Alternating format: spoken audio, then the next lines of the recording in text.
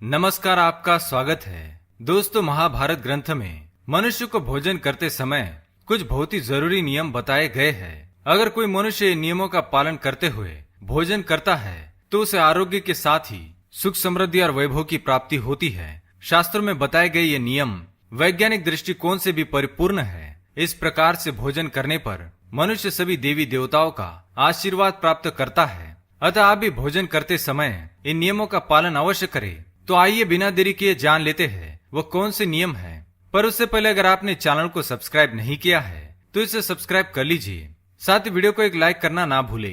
सबसे पहली बात, भोजन करने से पहले 5 अंग, 2 हाथ, 2 पैर और मुख, इनको अच्छी तरह से धोकर ही भोजन करना चाहिए। भोजन से पहले अन्न देवता एवं अन्नपूर्णा माता की स्तुति करके उनका धन्यवाद देते हुए तथा सभी भूखे प्राणियों को भोजन प्राप्त हो, ईश्वर से ऐसी प्रार्थना करके ही भोजन को शुरुआत करनी चाहिए। भोजन बनाने वाली महिलाओं को स्नान करके ही शुद्ध मन से मंत्र जाप करते हुए ही रसोई घर में भोजन बनाना चाहिए।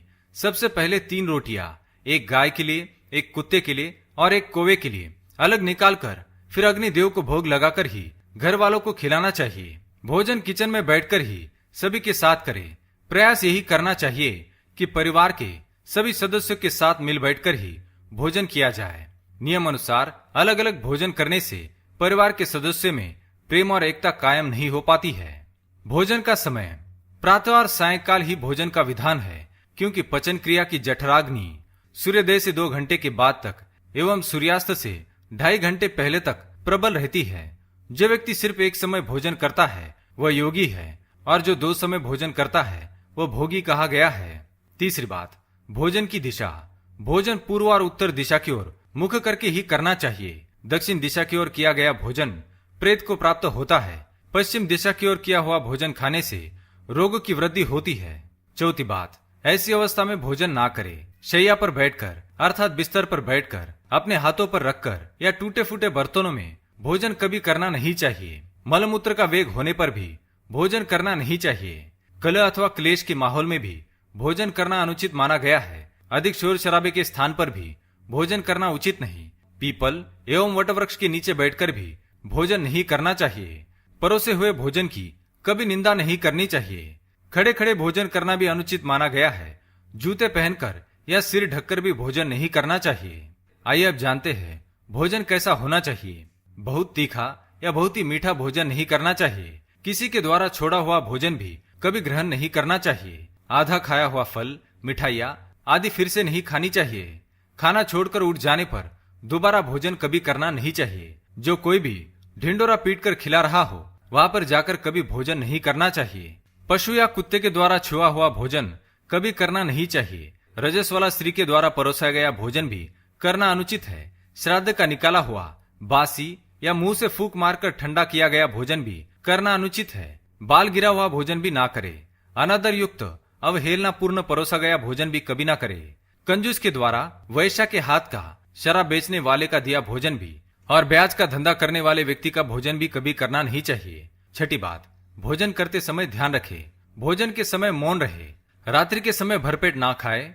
अगर भोजन करते समय बोलना आवश्यक है तो केवल सकारात्मक बातें ही करे। भोजन करते समय किसी भी प्रकार की समस्या पर चर्चा ना करे। भोजन को बहुत चबा चबा कर खाए। सबसे पहले मीठा, फिर नमकीन और अंत में कड़वा खाना चाहिए। थोड़ा सा भोजन करने वाले को आरोग्य, आयु, बल, सुख, सुंदर संतान और सौंदर्य प्राप्त होता है। सातवीं बात, भोजन के पश्चात क्या नहीं करना चाहिए। भोजन के तुरंत बाद पानी या चाय नहीं पीना चाहिए। भोजन के पश्चात घुड़सवारी, दौड़ना, बैठना, शौच आदि प्रकार के कार्य नहीं करने चाहिए। भोजन के बाद क्या करें। भोजन के पश्चात दिन में भोजन करने के पश्चात टहलना चाहिए और रात्रि के समय 100 कदम टहलकर बाईं करवट में लेटना अथवा वज्रासन में बैठने से भोजन का पचन अच्छे से होता है। भोजन के 1 घंटे के बाद मीठा दूध एवं फल खाने से भोजन का पचन अच्छी तरह से होता है। भीष्म पितामह ने अर्जुन को दिए महत्वपूर्ण संदेशों में कहा गया है कि जिस थाली को किसी का पैर लग जाए उस थाली का त्याग करना चाहिए। ऐसी थाली विष्ठा के समान त्याज्य होती है। भीष्म पितामह कहते हैं कि भोजन के दौरान थाली में बाल आने पर उसे वहीं पर छोड़ देना चाहिए। बाल आने के बाद भी खाए जाने वाले भोजन से दरिद्रता का सामना करना पड़ सकता है। भोजन पूर्व जिस थाली को कोई लांग कर गया हो, ऐसे भोजन को भी कभी ग्रहण नहीं करना चाहिए। इसे कीचड़ के समान छोड़ देने वाला समझना चाहिए। भीष्म पितामह ने अर्जुन को बताया कि एक ही थाली में भाई भाई भोजन करे तो वह अमृत के समान हो जाती है।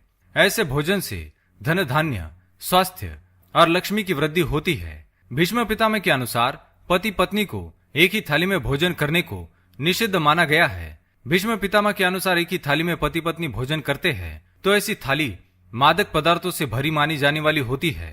पत्नी को पति के भोजन के उपरांत ही भोजन करना चाहिए, इससे घर में सुख समृद्धि बढ़ती है। तो दोस्तों, ये थी वो महत्वपूर्ण बातें जो महाभारत में बताई गई है। अगर ये जानकारी आपको पसंद आई तो वीडियो को लाइक करें, कमेंट में जय मां अन्नपूर्णा अवश्य लिखें, साथ ही चैनल को सब्सक्राइब करें ताकि आप ऐसे आध्यात्मिक जानकारी वाले वीडियो देख सके। धन्यवाद।